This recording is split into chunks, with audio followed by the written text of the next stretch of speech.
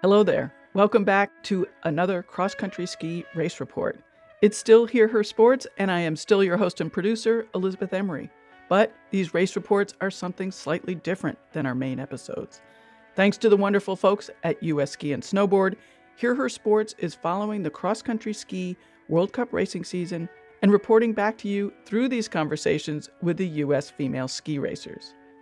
Today is a great one because we are talking about one of my favorite events of the season, the Tour de Ski. And here with me today to talk about her overall win and so much more is Jessie Diggins. Jessie has been on the podcast before in one of the main episodes. That time we talked about all sorts of good stuff, so be sure to go back and listen to that if you haven't already. Today, though, we focus on the Tour de Ski.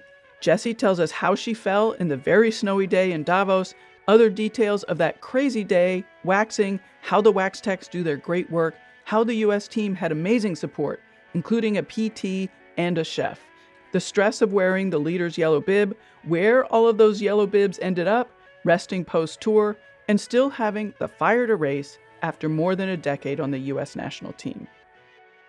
I loved hearing Jessie talk about the stress of competing. Regular listeners know I often ask guests about competition.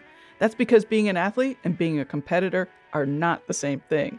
Competing can bring up nerves. For me, learning to manage those nerves or panic or pressure is crucial and something I still work on long past my own professional racing life. Nerves can certainly drive someone to push themselves, as Jessie points out, but they can also be detrimental to racing well. Figuring out how to work with all the feelings that come up during competition is different for everybody and is a learning process.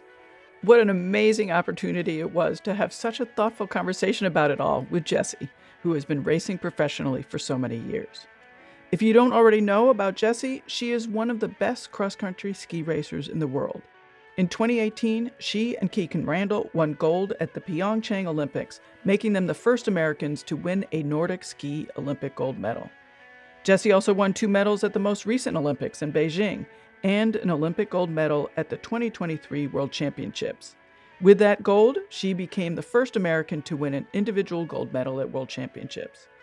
The list of Jessie's wins and podiums is too long to go through now, but since we are talking today about the Tour de Ski, I will mention that this year is the second time she won the overall. The first time was in 2021, which made her the first American woman to do so. Now, on to our conversation with cross-country ski racer Jessie Diggins. Well, hello, Jessie. Thank you for being here. It is once again such a treat to have you here and to talk about such a fun and tough and challenging event, the Tour de Ski. Thank you. Thanks for having me back. Sure. So, the first thing that I want to talk about is rest, because since the end of the Tour de Ski, you posted twice on Instagram about rest, and it was part of our discussion in your main episode with Hear Her Sports. So I'd love to hear more about where you are now with that, with rest, recovery, reset, or I don't know, whatever you want to call it. Yeah, I've been calling this recovery camp, and because it is a training camp, sort of. We're here in Livigno, and it's absolutely gorgeous. We've completely lucked out with the weather. Every afternoon, I sit on the deck in the sunshine, drinking tea and eating chocolate, and it's pretty much perfect. And it's exactly what I needed. But I'm also starting to get back into some more normal training about 1 week out from the tour. But what I have learned is that the Tour de Ski is so challenging. It's so awesome, but it's challenging. And so it can be this incredible fitness boost that really picks you up for the rest of the season, but only if you absorb it and only if you can recover from it. And so I've definitely had years where I've done that poorly, because sometimes you finish the tour and you're still on this high, and it can be really deceiving. Like 2 days after the tour, I always have this day where I feel like, haha, what tour? Like I could go do it again. I'm invincible. And then usually I go out and I ski too hard and then I get sick. And that pretty much is exactly what happens. So this year I had that day where I felt invincible and I was like, nope. I'm still going to sit here on the deck in the sunshine eating chocolate and drinking tea. And I'm not going to go and smash some intervals or do whatever it is that I feel like doing. I'm going to make sure I keep it chill. And as a result, I'm now feeling quite a lot better. And so I had some really good intervals today, and they were really productive, and I was really happy with it. I don't know what's the right word, but like experience, yay experience that you know that about yourself. Yeah, I'm trying really hard every year to get better at listening to my body and really reading it and listening what it's telling me. But then there's times where it's telling you like, yeah, I could just keep going. And you have to be a little bit smarter than that and go, no, you can't. Like, it's okay to make yourself rest in order to see the bigger picture come to life. And I think that's one of the hardest things sometimes about being a professional athlete is sometimes you want to go out there and just ski for hours because it's beautiful and it's sunny and the trails are amazing, and you have to hold yourself back a little bit, and that's okay. I was wondering because again, I was a cyclist, and in cycling there are a lot of tours, and they range from, you know, 2 days, a long weekend, to 5 days to 7 days. But it seems like you guys go from doing a weekend of racing, maybe 3 days of racing, and then all of a sudden you're doing, the Tour de Ski, which is so much longer. How do you train for that? Yeah, I don't know if you do. You just Hmm. sort of, because it is such an anomaly. Yeah, that's a great comparison to cycling, where it seems to be all about the tours. And so you have a lot of chances to practice. And for us, it's just one and done in the middle of the season. And in many ways, I think you get some good practice. Like in period one, you have a triple race weekend and then another race weekend right after it. And you just sort of get used to keeping it rolling. But I think the biggest way to practice for the Tour de Ski is simply by doing it. Hmm. I feel like I've learned so much from my past years of tours. I've learned that even on the days off, some really light intensity is better for me to keep the engine hot and keep it going rather than let my body think it's okay to completely let its guard down. And that might not work for everyone. That's different for every single person.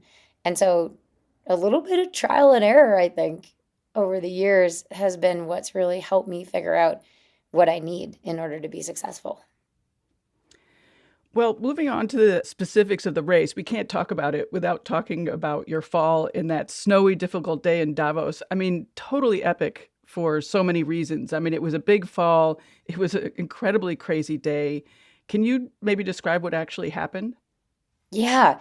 So it was dumping snow, which was really beautiful and absolutely panic inducing for everybody because nobody had great skis out there. Yeah. And I want to just quickly say I was so impressed with our wax techs because everyone was scrambling. It was like, all right, plan A is out the window. Plan B, nope, that doesn't work. Let's go to plan C. How many plans can we make? Like they were just running through different ideas. And I thought we did end up having skis that were just competitive enough to get the job done. And I think as a team, we probably had some of the better ones in the field. And that really matters. But what was interesting was that not every team chose to go on wax. So I was following three Swedish skiers and they didn't have kick wax on. And so we were gliding over a road crossing where they had just shoveled more snow. And so the snow underneath was a little bit different. And I saw them go over it without a hitch. And I was like, great. And then my skis just stopped dead because my kick wax stuck. And so I went down so quickly and so hard. I didn't even really know what happened, but I do remember feeling my skis just stop. And I was like, oh man. And my skis like came up over my head like it was a little baby scorpion. And I smashed the side of my hip and my ribs on the left side. Ugh. And at first, I thought what I was really worried about was my hip. Like, I was looking down in the race expecting to see blood. I had thought I must have, like, ruptured something. Like, I hit so hard, and I'm really pretty good at dealing with pain, but this was really intense. And after the race, our team doctor, who I happened to fall directly in front of, so he's like, "Oh, I know what you did. I'm here. I'm ready to check you out." And he was like, "Nope, you're okay. We don't need imaging. It's all good." But I hadn't even really processed the hit to my ribs. And then a couple hours later, we were driving in the car to the last stop of the tour, and all of a sudden I realized, like, wow, I can't sit up straight. It's like really painful. And I also can't take a deep breath. And so I was like breathing more and more shallowly and internally starting to panic because I was like, this is a sport based on breathing a lot. And that's going to be a real problem for me with these last two stages. And luckily, we had incredible PT and massage support. And our PT, Susanna Rogers, she worked on my ribs so many times because every time she would kind of push them down and make space, it would reset me and it would feel a little bit better. And so the next race day, she reset me 8 times throughout the course of the day. Wow. She was just like basically on call like 3 times before the race start because I kept feeling like I couldn't take a deep breath. And every time I would slip with my kick wax, it felt like a knife twisting in there. And so she was just like, all right, lay down, take a deep breath. I'm going to reset this. So I truly would not have been able to make it through that, I think. Or at least I would have done so with way more panic, and a lot more pain. I love that you mentioned the wax techs in that whole explanation because they really have been doing just a phenomenal job. Oh, they're incredible. And it is so, so hard to consistently create competitive skis in wildly different conditions.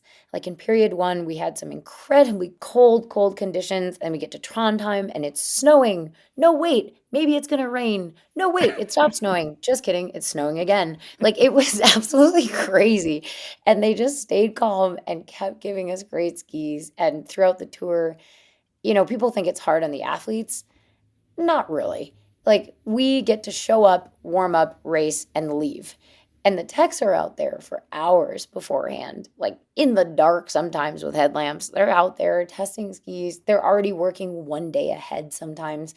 It's truly impressive. And that's why it was so meaningful to pull out that win because that was them and they know that. They know they were a huge part of that. And so I think my favorite moment of the entire tour actually was I had collected just enough of the yellow leader bibs to give one to each of the techs, and then they all put them on, and just That's amazing. That's which amazing. was really special because a lot of them were women's size bibs, so it was an awesome, awesome team photo, and that was just so special because there's not many ways that you can thank somebody for doing something so extraordinary, but being able to give them something that you can only earn one way in the entire world felt special to me.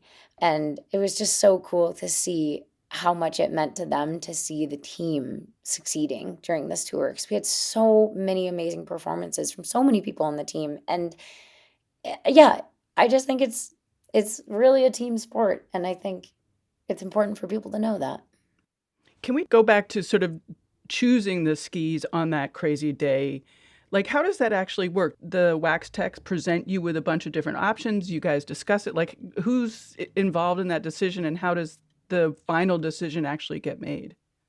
Yeah, so the wax techs are out there beforehand and they kind of come up with a lot of different options the night before, even. They look at the forecast and they're like, all right, could be anything. So they get out a bunch of clister cover skis. They've probably got hard wax skis in the mix. They've got zeros, which means there's no sticky kick wax at all on the bottom, but you sandpaper it up so that in conditions like in Davos, it might work really well when it's just right around 0 degrees and snowing. You might be able to get kick that way. And so my wax tech is Jason Cork. He's also my coach, and he has been since I was 18 years old, which is really fun. We know each other really well, which also helps when it's a panic inducing day because there's a lot of trust laid down from years and years of working together. And I'll show up, I think on that day it was maybe an hour and 40 minutes or an hour and a half before the race. And he's got the best options down on the snow. He's already done a little bit of testing ahead of time with the Solomon techs because I'm a Solomon athlete. And so the Solomon service guys will go out there and help him narrow it down, maybe with glide outs. Like, okay, we're going to kick out the slowest pairs. And then we'll start testing together. And maybe it becomes obvious right away that some of these skis, I simply can't make them kick. All right, they're out. Like, I need to be able to kick on this course. And then we'll narrow it down to like maybe both of these pairs kick, but one's faster. And so we just kind of start eliminating skis until we get down to the final few. And on that day in particular, it was really tricky because nothing was really kicking very well or consistently. So we decided, let's take the fastest ski that we have that gives me a shot at kick. And I said, okay, I trust you. You guys are still testing. There's time for you to adjust the kick. And so go make these skis. Like, we're not going to find a faster pair. I'll go warm up.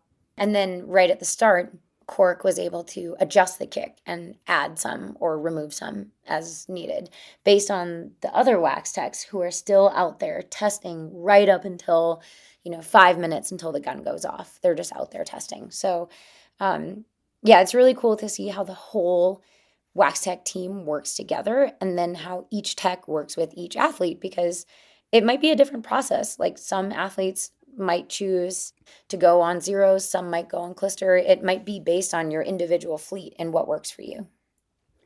So, what was it like skiing that day or racing that day? Well, it was one of the weirdest things ever because so I had done well in the sprint the day before, so I started second. And this ended up being a weird disadvantage for those who had done really well in the sprint because your time of day ended up being very bad because there was so much snow that whoever was in the front was just plowing the tracks the entire time because it was a 10-kilometer loop. And so even on the second lap, it had already started to fill back in. So we started out, and me and the Swedish girls very quickly realized this is not going to work. Like, we're going to be caught by people a minute back, by people a minute and a half, 2 minutes back. It doesn't matter. This will turn into a mass start within 5-7 kilometers. And it did. And so, especially after I crashed, I needed a second to try to catch my breath and take stock of what was happening. And so I dropped back in the pack. And as soon as I did that, I was like, wait a minute. I feel like I'm barely racing. Like, I feel like I'm not even in level 3. This is insane. Like, I was in 20th place and just moseying along. And meanwhile, the people at the front were hammering, trying to pull away. And it did no good at all because you were plowing the track for everybody else. And so I quickly realized, like, this will be a race of tactics and this will be a race of the head, not the skis. It won't be a race of the heart. Like, this is just going to be like, be smart, conserve energy. And also, I suspected I was somewhat hurt. And so I figured I'm going to just try to conserve as much as possible. So I just stayed in the back and chilled for about 17 kilometers and then started to make my way to the front where I knew for the last couple kilometers where there was a big climb that you'll go from 0 to 100. It will suddenly be this big push. That's where the break is going to happen. And that's where it happened. And so it was an exciting day, but also one of the weirdest races of my life because I don't think I've ever had a race where for most of the race, I felt like I was going easier than an interval session. It was a Oh, very wow. strange feeling. Yeah. It was weird to watch, too. So it's good to hear your perspective.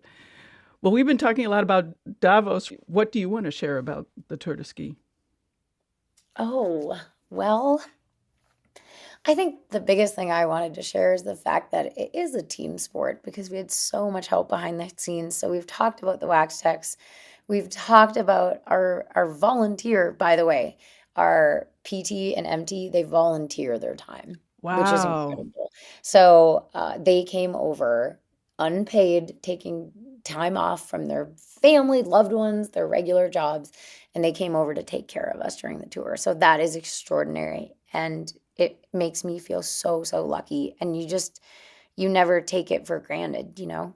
And we also had chef support, which was incredible because it is so hard to eat enough during the tour, especially when you have race tummy, right? Like, so after the race, your stomach is in knots.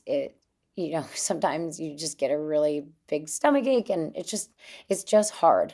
And so I was getting a lot of smoothies, a lot of shakes, a lot of like really dense little like energy balls. And that really kept me going. And so I felt like it was really important for me to figure out how to fuel enough during this tour that I would have good energy every race. And that, if I had a poor race, it wasn't because of something entirely preventable, like eating enough. And so I was really proud of how that went because it was hard and it was a challenge, and we were able to fit the puzzle pieces together. And so I think I was really proud of how that went. And I also think something that was interesting for me during the tour is that I was so excited to race. And I'm pretty much always excited to race, but I also had the competitive fire going. I had had a really nice Christmas break with my family, and it was just I came into it like wanting to try to win it. And it's not about winning, but it is cool to feel like I'm going to go out there and try to smash every stage as smart and as hard and as tactically savvy as I can. And that was a nice feeling because sometimes when you've done something for so long, you start to wonder if the fire is going to burn out at some point. And it was nice to feel it still going. It was fun to watch you because it was clear that you wanted to win. And Yeah. it was great. I mean, and I'm not going to say it didn't come without some angst. I mean, it was when you get in that leader bib, it feels like a big target painted on your back. I mean, in the third stage in toe block, I went out with only a 7-second lead. Literally, the best skiers in the world are all chasing you down. That's the point. And that's terrifying. I just, I don't love what it does to me, that kind of pressure. I don't love how it feels. I don't like what it does to my body, but there's no denying that I think it brings out some of my best performances. Like, I think it really pulls out the best in me I mean, and that's why I've always loved the pressure of relay day because I am always going to pull out the the best that I can. And it's the pressure of knowing that you're racing for people other than yourself. And so I think that's something I leaned into a lot during the tour when it got hard. I was like, well, I'm not just trying to win this for me. I'm trying to win it for the techs. Like, I want to get them those yellow bibs so bad. And I'm racing for our volunteer staff and I'm racing for all the people behind the scenes that have put so much into this. So I owe it to myself, but I owe it to them to go out there and really leave it all on the table. And so I think it's this weird thing where it is so hard. And it is hard to feel like your heart is just pounding for 10 days straight. Like, it felt like my nervous system was just on fire the entire time, which is why this week it's been so important to truly rest and let everything calm down. But at the same time, that's exciting. It's an exciting position to be in. I think it's also fun to figure out how you can manage that pressure because, I mean, the truth is you did have a target on your back. You had a big yellow bib. And, like, how do you deal with that? How do you learn to deal with that? How do you learn to not make it totally destroy yourself? And it sounds like you're starting to figure that out, or you do figure it out for sure. Well, it's funny because after the tour that night, when I still couldn't fall asleep, like long after midnight, because my heart was still just going and I was just hot all the time. Like, my body was actually just burning. I was like, man, it'd be really cool one year to try to win the tour without it destroying me. Like, that would be a cool goal, to not have it feel like this. But I don't really know. I'm still trying to figure that out because I think in some ways, um, that pressure, like, it lights me up and it gets me going and it will help pull out the best performances. But it is hard on you for your nervous system to just be on all the time. And it's hard to just every time you even think about racing, your heart just starts hammering. Like, that is hard on you when that lasts for so long. So I did a lot of watching dumb Netflix shows, um, and a lot of, talking to my husband on the phone and talking with my sports psych. And I did all the things that I could that, I know make me happy and calm me down. But to some degree, I don't really know what's to be done about it. Well, I appreciate you telling us all that because, I think it's easy to watch on television you or any athletes who are winning and think, oh, they're just cruising along. Their body Oh, isn't no. at 300 degrees and, we don't know that you're not sleeping and all that stuff. So it's great to hear that. I mean, not great to hear, but you know what I mean. Yeah. Thank you for sharing. No, I mean, I think it is important to know, like, it does not come easy. And it is not. None of this is easy. It doesn't feel easy in my body or my brain. And I think that's relatable. Like when I when I cross the finish line, it is ugly. It is not pretty graceful skiing. I'm on the ground desperately trying to catch my breath, and I think people can relate to that because I do not make this sport look easy. I make it look exactly as hard as it feels, and that's okay. That's okay. Well, we're excited to watch you continue racing. It's this coming weekend, correct? Yeah, we're going to be in Oberhof, Germany, and then I don't know if you say it Goms or Goms, Switzerland, but that's going to be a new venue for me. So I'm really excited to go explore a new place. And then we head to North America, and I'm so excited. Yes. Well, very good. And I'll be there. I'll be waving from the side. Oh, I'm so excited. It'll be fun to see you there. Well, thank you, Jessie. Thanks again for chatting with us. Yeah, thanks for having me back.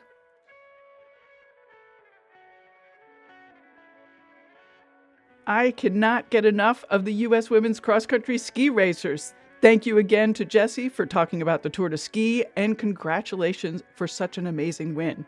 And thank you to her also for the great example of a top competitor who is also a great teammate. If you haven't listened to the other race reports, I hope you get a chance to do so because they are all just so good. We've been getting a chance to meet the U.S. athletes, learn details about racing and prep for racing. I'm so appreciative of all of the skiers' time. Also, big thanks to Dan and Leanne for their ongoing work to make these episodes come to life. Something I keep thinking about doing these episodes is about how these kinds of stories are exactly what women's sports need to keep everyone interested and knowledgeable. This way we don't end up dropping into big events, not really knowing what's going on or who the characters are. I hope you are enjoying these World Cup races as much as I am. Tell all of your friends so they can be ready and excited about the Minnesota World Cup coming to Minneapolis on February 17th and 18th. This week is a good one to look at the show notes. There are links to Jessie's PT, Susanna Rogers, a funny video Jessie made of her dramatic fall. Yep, I said funny. There are also links to Jessie's main Hear Her Sports episode and to Jessie's book, Brave Enough, which is definitely worth reading. Go to hearhersports.com. Also on the website, there are ways to contact me, sign up for the newsletter, listen to all of the episodes, and to support the show by purchasing books on our bookshop page and through Buy Me a Coffee. If you are new to Hear Her Sports, a big welcome to you. And I hope you take a look at some of the other terrific episodes. There are lots of skiers, cyclists, runners, along with athletes from other sports you may not know much about. Every guest has so much to offer. I often tell people I am a better person for having listened to all of these conversations over the years. Send me your thoughts to elizabeth@hearhersports.com. Hear Her Sports is part of the Evergreen Podcast Network. To find out more about what they offer, go to evergreenpodcast.com. Have a great week. Bye-bye.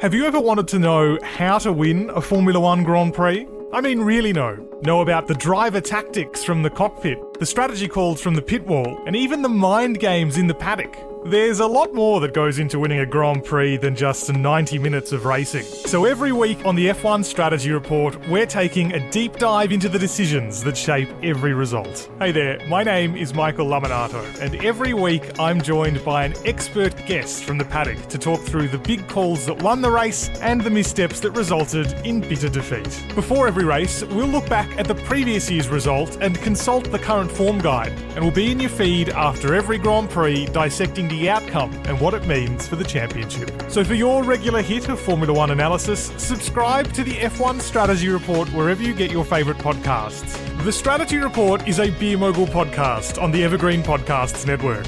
My name's Michael Laminato, and I'll catch you after the checkered flag.